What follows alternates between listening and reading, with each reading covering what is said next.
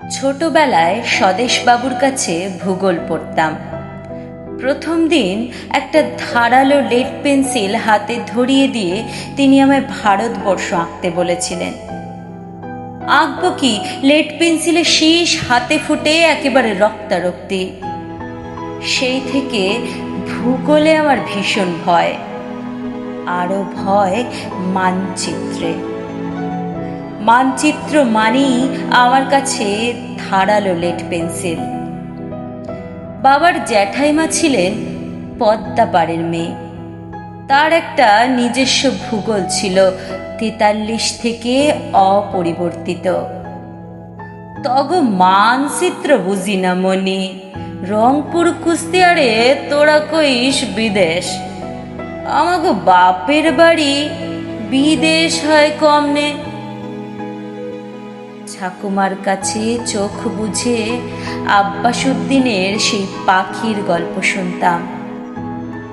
বগাকে দেখে বগি কাঁদে, বগিকে দেখে বগা, আয় পাখি আমরা দুজনে গলা ধরাধরি করি কাঁদিল নীরবে। ঠাকুমা শুনিয়ে যেতেন নির্মলেন্দুর সেই চাঁদ বদনী মেয়ের রুনুক ঝুনুক নুপুরের গান। স্বপ্নে খুঁজে বেড়াতাম সেই পড়শিকে, বাড়ির পাশে আরশিনগরে যার বসত। স্বদেশবাবু ভূগোল শিক্ষক।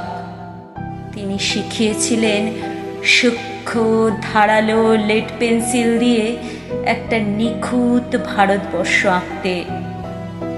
একটা রেখা চিরে গেল লালন আব্বাসুদ্দিনের বুক, অন্য রেখাটা টানলাম গোলাম আলী নসরত ফতে আলীর হৃৎপিণ্ডের পাশ দিয়ে। আফগানিস্তানের মেয়ে ছিলেন গান্ধারী, তিনি তালিবান ছিলেন না, তবু ছিল চোখে পট্টি বাঁধা। আমরাও এখন বালুচ, পাখতুনদের কাছে পট্টি কিনে সযত্নে ঢেকে রেখেছি চোখ। স্বদেশে সবরমতী ঘরের দাওয়ায় কারা গায়ে রামধনু।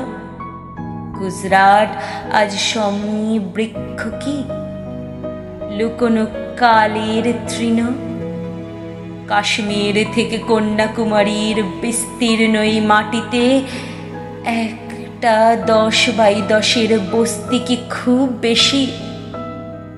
এখন আমরা স্বদেশ আঁকি তার কাটাতে, আঁকতে আঁকতে হাতে আমার রক্ত ক্ষত।